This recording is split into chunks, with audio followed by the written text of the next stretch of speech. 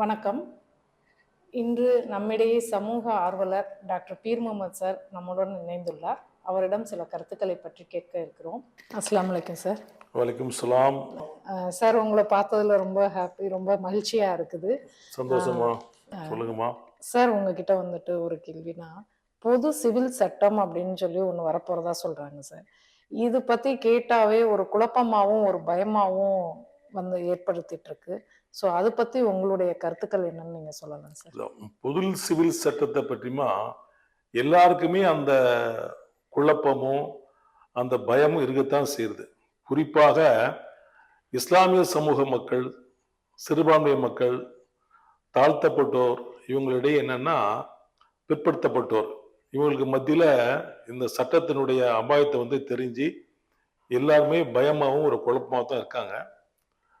ஆனா இதை பத்தி போதிய தகவல்கள், இதனுடைய தீமைகள், இது வந்தா என்னென்ன மைனஸ் இருக்குன்னு அரசியல்வாதிகள் உட்பட பத்திரிகையாளர்கள், அறிவுஜீவிகள், இவங்க எல்லாருமே வந்து போதிய அளவு நேர்காணல்ல மற்ற பட்டிமன்றங்கள் இப்படி பல இடங்கள்ல விவாதிச்சிட்டாங்க.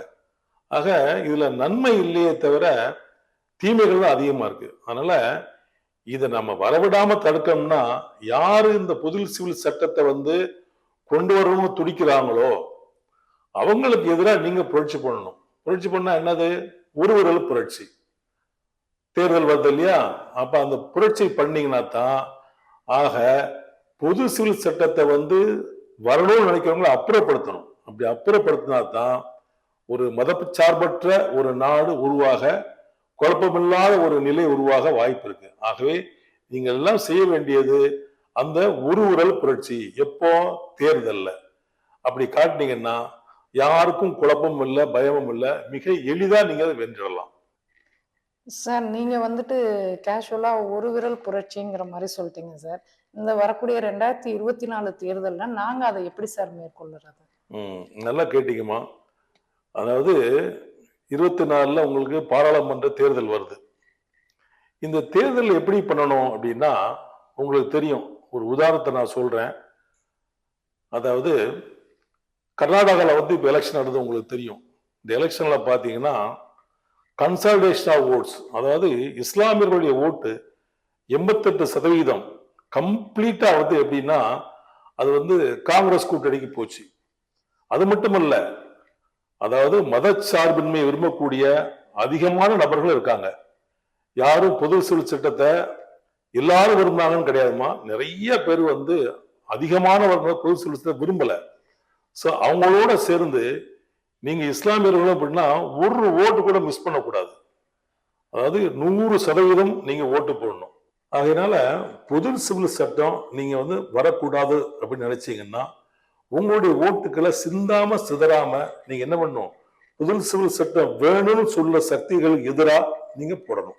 அப்படி போடும்போது கட்டாயம் உங்களுக்கு தான் வெற்றி, மதச்சார்பின்மைக்கு வெற்றி.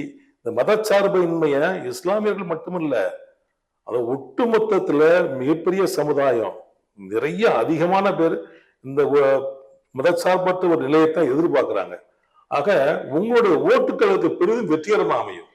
இதை நீங்க புரிஞ்சுக்கணும். ஆக சிந்தாம சிதறாம உங்க ஓட்டுக்களை போடுங்க. ஓட்டுக்களை போட்டா நிச்சயமா வெற்றி உங்களுக்கு தான். எந்த கவலையும் பயமும் என்ற அவசியமே இல்லம்மா. சரிங்க சார், நீங்க சொல்ற மாதிரி நம்ம அந்த ஓட்டுக்கள் மூலியமா கூட நம்ம இந்த இஸ்லாமிய பொது சிவில் சட்டத்தை நம்ம மாத்தலாம். ஆனா இதுல பாத்தீங்கன்னா இஸ்லாமியர் கட்சிகளே அதிகமா இருக்கு சார். இந்த குழப்பத்துக்கு என்ன சார் பதில்? மிக சரியான கேள்விமா. இஸ்லாமிய கட்சிகள் வந்து மிக அதிகமாக இருக்கிறது உண்மைதான். ஏன்னா தமிழ்நாட்டில் சொல்றாங்க 38 கட்சிகள் இருக்குன்னு சொல்றாங்க, இஸ்லாமிய கட்சிகள். இவர்களால என்ன பிரயோஜனம் எனக்கு தெரியல. முஸ்லீம் பேர்ல முஸ்லீம் கழகம், அந்த கழகம், இந்த கழகம், முன்னேற்ற கழகம் சொல்லி 38 கட்சிகள். இந்த கட்சிகள்னால இந்த இஸ்லாமியர்களுக்கு எந்த பிரயோஜனமும் கிடையாது. அது வந்து இந்த சாதாரண இஸ்லாமிய மக்களே புரிஞ்சிருக்காங்க. இப்போ என்னன்னா இந்த மாதிரி கட்சி ஆரம்பிச்சுட்டு ஒரு கட்சிக்கு 10 பேர் 20 பேர் வச்சிருக்காங்க, ஒரு போஸ்டர் அடிச்சு ஓட்டுறாங்க, லெட்டர் பேட்ல வைக்கிறாங்க. இப்பெல்லாம் ரொம்ப ஆதங்கத்தோடு தான் இஸ்லாமியர்கள் வந்து இருக்காங்க. அது ஒரு ரொம்ப வேதனை தெரியுது. நான் பல பேர்ட்ட நான் பேசியிருக்கேன், அவங்க எல்லாமே வேதனைப்படுறாங்க. இந்த நேரத்தில் நான் ஒரு கருத்தை பதிவு பண்ண விரும்புறேன். அது என்னன்னா, பெரியார்கிட்ட போய் ஒருத்தர் கேட்டிருக்காங்க. அப்போ அவர் கடவுள் இல்லைன்னு சொல்லக்கூடியவர். அப்ப அவர் சொன்னாராம், இப்ப நீ வந்து கடவுள் இல்லைன்னு நாங்க எங்க கட்சியினுடைய கொள்கை, உங்களுக்கு கடவுள் வேணுங்கிற, ஆனா அதே சமயத்துல என்ன சொல்ற, சமூக நீதி, என்ன எல்லாரும் சமம் அப்படிங்கிற நிலை வேணும் அப்படின்னு சொல்லும்போது அவர் கேட்கும்போது அப்போ அவர் சொன்னாராம், ஒன்னு தையி நீ போய் இஸ்லாமிய இதுல போய் சேர்ந்துக்கோ, நீ வந்து இஸ்லாமியரா மாறிடு, உனக்கு கடவுள் கடவுள் இருப்பாரு, அங்க வந்து சமூக வேறுபாடு கிடையாது, படிநிலை கிடையாது, எல்லாரும் சமம்னு சொன்னாராம். அதே கதை தான் இப்போ நான் சொல்றேன். நீங்க என்ன பண்ணணும்னு சொன்னா, ஒருவேளை உங்களுக்கு அரசியல் கட்சி வேணும், அது இஸ்லாமியர்களை பாதுகாக்கக்கூடிய கட்சியா இருக்கணும் அப்படின்னு சொன்னீங்கன்னா, நீங்க என்னன்னா, நான் வந்து ஐ கேன் ப்ரிஃபர் டூ கட்சி, ரெண்டு கட்சி நான் சொல்லுவேன்.